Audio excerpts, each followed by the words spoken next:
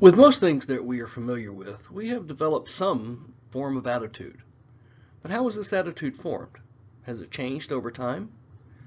Think about a brand that you were once loyal to, but that's no longer the case. What caused this change? We know from lecture 12.1 that attitudes are formed based on the hierarchy of effects model. We may, we may also form an attitude based on classical or instrumental conditioning. It is these latter elements, instrumental and classical conditioning, where marketers have significant impact. In short, the attitudes that we have are the result of either our direct experiences with trying the product, testing the product, seeing the product, or the persuasion that is imparted on us through external sources such as the media or marketing communications.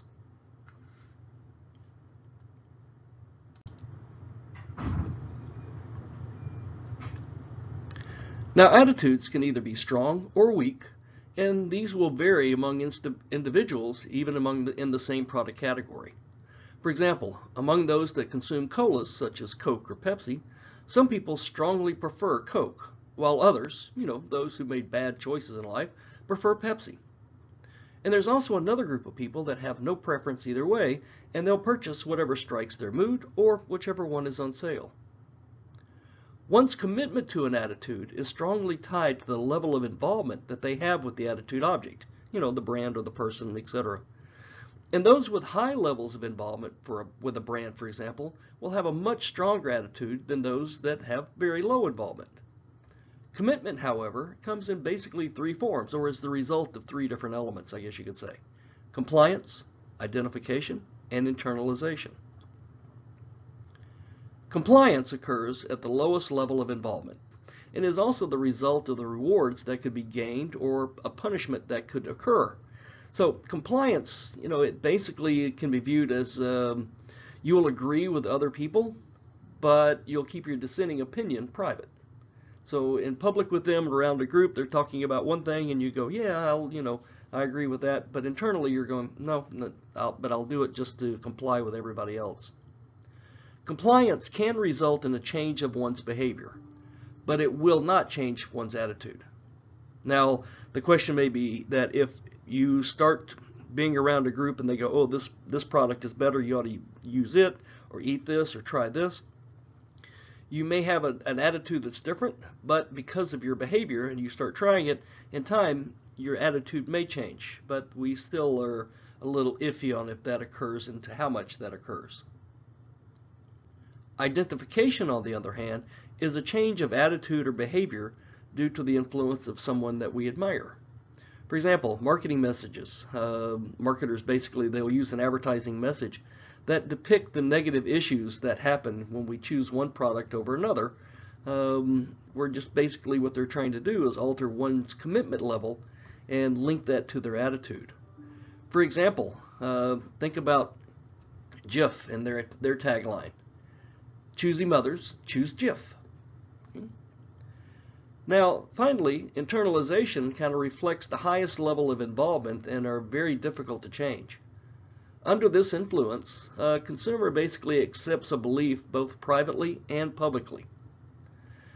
The text kind of outlines the mistake that Coke made when it changed its formula in the 1980s to mimic the sweeter taste of Pepsi. What Coke failed to realize is that it was the loyalists and their deeply seated belief not only in the taste of Coke, but in the entire brand experience, including the consumer's nostalgia with the product and everything else that goes around, because Coke kind of has its own social identification. So of course, this new product failed miserably. Next, I want to look at basically four theoretical foundations of attitude formation: consistency principle, self-perception theory, social judgment theory, and balance theory.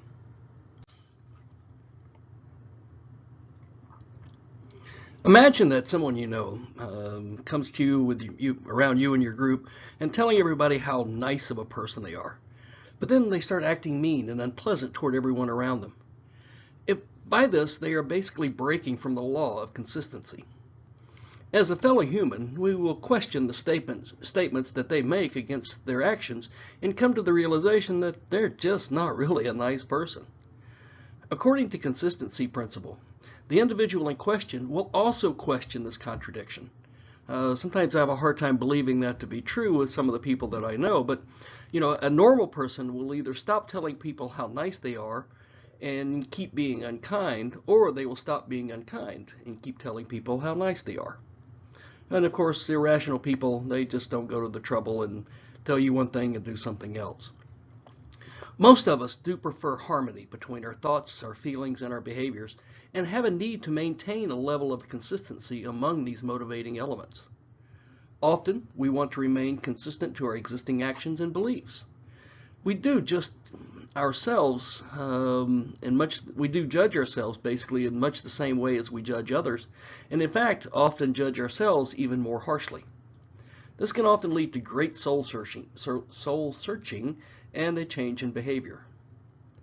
So, oftentimes what we think about is that we want balance, we want harmony, and that's kind of one of the things that we're going to find out when we look at these 4 different theoretical foundations about attitude formation.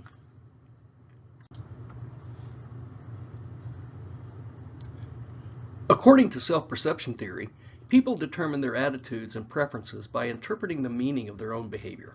It kind of goes back a little bit with the consistency principle aspect. But in this, it describes the process in which people, lacking, maybe in initial attitudes or emotional responses, they'll develop them by observing their own behavior and come to conclusions as to what attitudes must be driving their behavior. This theory is a little bit counterintuitive, as we often feel that our attitudes drive our actions. However, we know that this is not always the case. For example, in one study, participants were immersed in a virtual reality experiment using a head-mounted display. Some participants, they watched the virtual doppelganger, somebody that looks like them, exercise, and while others watched someone else's virtual doppelganger exercise. And even a third group, they watched their own virtual doppelganger basically doing nothing while everybody else was exercising. Those that watched themselves, virtual selves if you will, exercise reported a higher belief that they could successfully exercise, and they actually later reported that they exercised for 1 hour more than participants in the other groups. So oftentimes how we see ourselves is going to influence kind of our actions, and vice versa at times. The third theory that we want to look at is basically social judgment theory. And under this theory, it's basically about the perceptions and evaluations of an idea that we have, comparing it with our current attitudes. So hang with me here. So accordingly, a person kind of weighs new ideas by comparing it with their current point of view to determine where it should be placed in our minds. And any new information that falls within close proximity of our current belief will be strongly accepted. But information that falls outside our range of acceptance will be soundly rejected. So how can we change people's attitudes once they are firmly set in place? Well, according to social judgment theory, for persuasion to occur, the following must happen.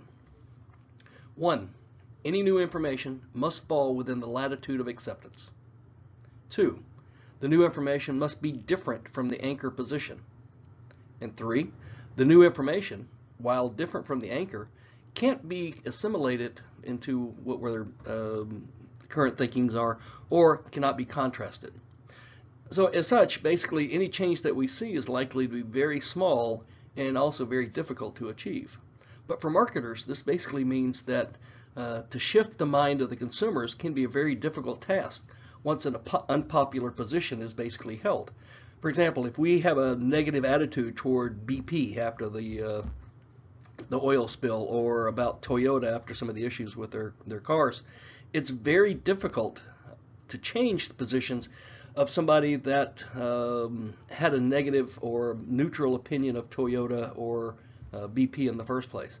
But those that had no opinion, or perhaps a mildly negative opinion of either of the companies, these kind of issues, these blunders I guess you could say, will push them even further away from their position that they had.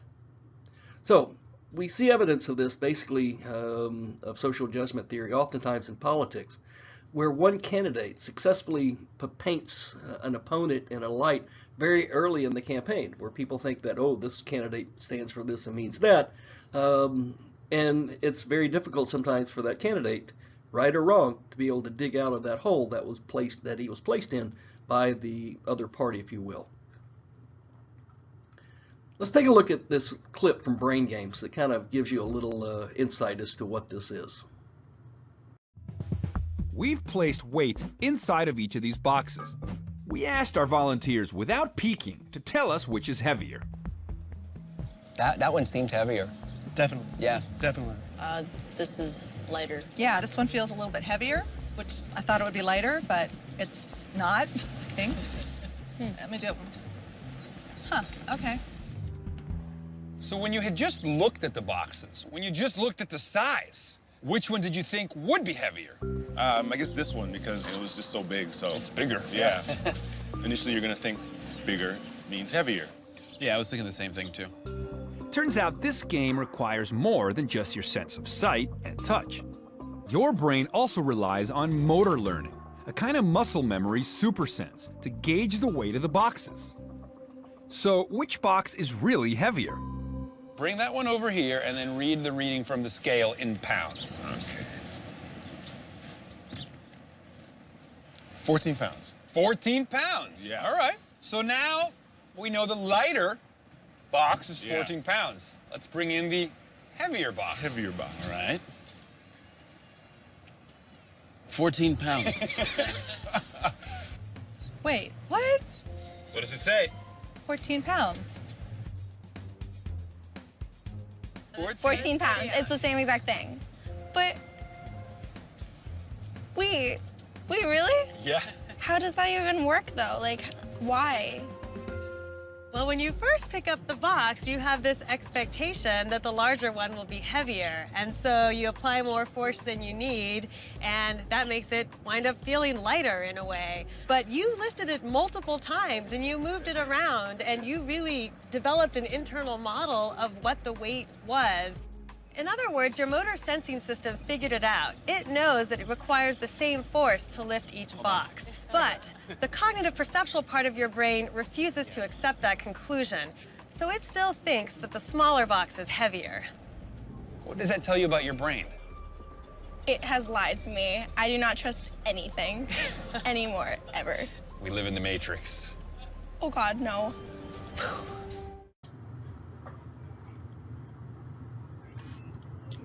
Now, the final theory that I want to look at is called balance theory. And this basically looks at how people perceive relations among different attitude objects and how they alter their attitudes so that things can remain kind of consistent. For example, balance theory looks at the interaction among three different elements, which creates an attitude structure called a triad. Now, triads contain one, a person with perceptions, say yourself, an attitude object, such as a brand or a politician or whatever it's going to be, and some other person or object. So according to the theory, people want, relations among the elements of a triad to be very harmonious. If left unbalanced, tension is created and we become motivated to change our perception to restore balance. One way to think about balance theory is, say, through celebrity endorsements. Say that a person likes a celebrity and you see them endorsing a product. The person will tend to like the product even more than they previously had. However, if they dislike the product and then see the celebrity endorse the product, they will either rethink their perceptions of the celebrity just to achieve some type of balance, because these things just don't work well together. Now, the thing is, there's a great deal more information on attitudes in the text, and I do expect you to go get that knowledge by reading the textbook. So read the chapter carefully and let me know if you have any questions. Until next week, remember you have a quiz and you have a discussion question basically on the aspect of attitudes. Until next week, see you then.